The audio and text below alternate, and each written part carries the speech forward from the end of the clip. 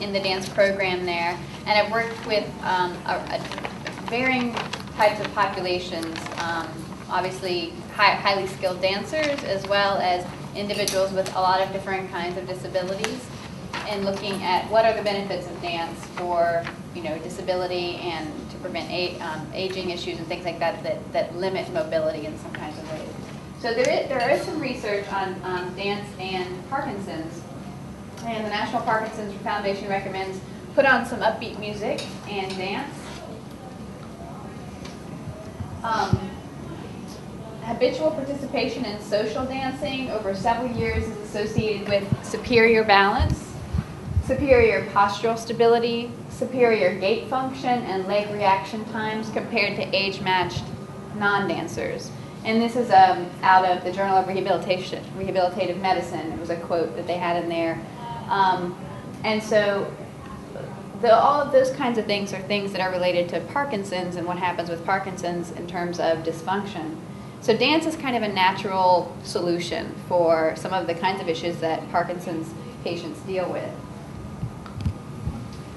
Traditional exercise programs are not often as engaging as dance is. Dance incorporates constant physical challenges while being enjoyable and engaging. And exercise programs can be made to be that way, but they're not always naturally that way. Sometimes they're very much focused on just the strengthening of something or the flexibility and just doing lots of repetitions of something, not necessarily to music, so you're not using the support of a musical cue to kind of help you with the flow of something. A lot of times you're not doing too much social interaction, where a lot of dance forms are socially engaged. You have partner relationships and things like that that also help you with visual cueing and getting your body to respond quickly to those types of things.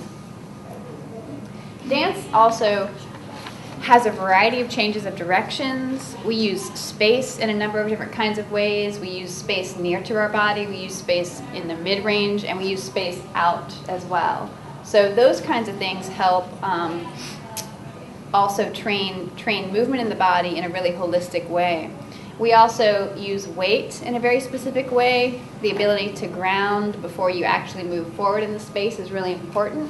Sometimes as you go through life, you start getting kind of a disconnect between your upper and your lower body a little bit, to where everything is out here all the time and we're always doing like upper body stuff, but we're not grounded in our lower body to actually help translate that movement through. And here comes the lights again. So we use spatiality and weight dynamics and timing, all different kinds of timing in dance also. And that, in particular for Parkinson's, can be really helpful, as these like changes of timing.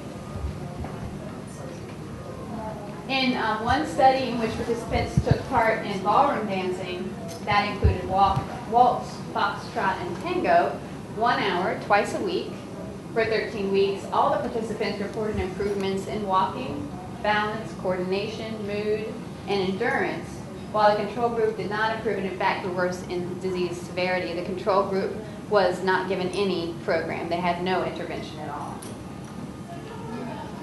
In comparison to a regular exercise program, again, dance has shown some extra benefits in terms of the emotional satisfaction, the kind of quality of life things, and the balance and the specific kinds of balance control and improvement in gait. The neural mechanisms aren't fully understood. What is dance really tapping into?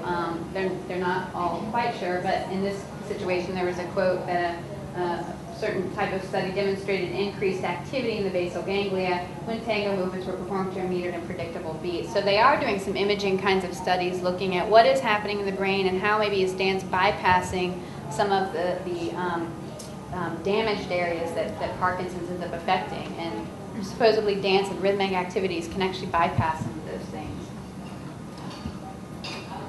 Why tango? This was my question, because I'm a dance educator and I have a lot of different dance tools under my belt in terms of contact improvisation and all these kinds of movement patterning things that we do as dancers. And so my question was, well, would someone have to do tango? Why is that one, it just happens to be there's been some nice research on it. And so the reason is because there's frequent movement initiation and cessation. So frequent starting of the movement and stopping of the movement. Quick changes of direction also. So you're constantly alternating your place in space and you're having to register your environment and work with a partner. And a wide range of movement speeds. In other words, you don't find quite as much a range of movement speeds in some other forms of dance. Like sometimes a waltz has this traditional 1, 2, 3, 1, 2, 3 pace, which is really nice, but it could just stay in that, where tango kind of breaks it up a little bit more. Both non-partnered and partnered tango have been found to be beneficial. So that's kind of interesting, because at first I was wondering did it have a lot to do with having a partner, because that partner gives you cues, obviously, and you're really responding to that partner. And so the question was, well, would partner dance be better because of that engagement? Not necessarily, according to this study, that both forms are equally as valid, as long as you have all the ingredients, the quick changes of weight, the shifts in direction, balance challenges, things like that, the different kind of cueing. Contact improvisation also has exhibited similar benefits in terms of improved balance and gait function. Do any of you know what contact improv is at all? It's a form of movement communication in which you might work with creating shapes in space and having people move around those shapes and fill in the negative space. It can be a very creative form of movement exploration. And you work with the connection with the other person. So again, you get to really understand resistance and how to counterbalance your weight, and all of these ideas about sort of almost the physics of movement in terms of momentum and weight shifting and weight yielding and all of that. So it can be very, very eye-opening in terms of understanding your body. Contact improvisation. And improvisation is one thing that I teach, and we also use contact in that. Tai Chi has also evidenced similar benefit in one study that was done. And that's an interesting observation, because Tai Chi is really very dance-like. You know, it involves a real clarity of being able to sink into gravity, and then understanding how you translate that weight forward in the space, and how that then projects into the upper body, and all of that moves through the body. And so it's about flow. And that's what I think is a really essential ingredient to why dance can address or help support Parkinson's, is because we're constantly concerned with how the movement flows through the body. You know, where the continuity is from one joint to the next. And some of those things, again, you can help your brain learn and relearn through specific kind of cueing and music and things that support that flow. And I know we've talked over and over about different PD symptoms, and again, dance tends to addresses a lot of these things in terms of gait difficulty, and also the difficulty with attention or memory. In dance, you obviously have to memorize steps, you have to memorize certain kinds of movement ideas, so it's always constantly also engaging the brain, and also it's so dynamic. There are unexpected things that happen in dance. You might, especially if you're working with a partner, so that unexpected challenges you a lot. A couple of different dance interventions that are in the works. Dance for PD, which is done by the Mark Morris Dance Group, and they're utilizing a variety of ballet, modern improvisation, and choreography techniques. Professional dancers working with individuals with Parkinson's. Also, Motivating Moves by Janet Hamburg, a professor who developed this program, and it's based on some of the exercises I'm going to show you today and we'll do today. And it's based on the Bartini of fundamental movement principles that come from basic neurological movement patterns in terms of right side, left side, and how one side works with the other. Cross-lateral movements that that babies go through in terms of crawling stages, and we constantly do in terms of a walking stage. That's cross-lateral movement. And essentially what we'll do today too is something that was also called the brain dance by a woman out of Seattle, Anne Green Gilbert. She works with young children, up through adults of many, many ages, using these fundamental movement patterns in 100 kinds of different ways. So we'll go through these. So these are the fundamental movement patterns. And actually, right before this, we would start with a tactile stimulation. So we're going to do that first. So you're going to start by waking up your body with tactile stimulation. So you're going to start actually tapping on the chest. And this helps bring blood flow into the chest area and also getting a little vibration going.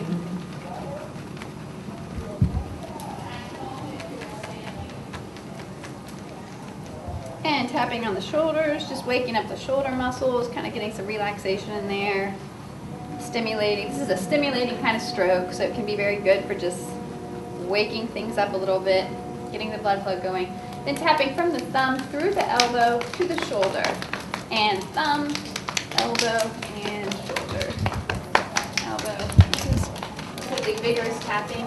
You know, and this is the kind of thing that, too, if you're taking a shower or something, obviously, you know, the reason the shower feels good is because it's a tactile stimulation, and then also the water might be warm, the temperature change, but you know, it's essentially helping the blood flow.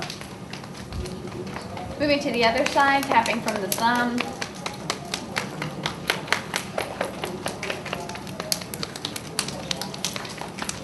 All the way up through the shoulder, so you're creating that line of connection there, and going from the underneath side of the pinky through the elbow to the scapula or shoulder blade. Scapula, shoulder blade, creating that line of connection there. And outside the leg, tapping all the way down.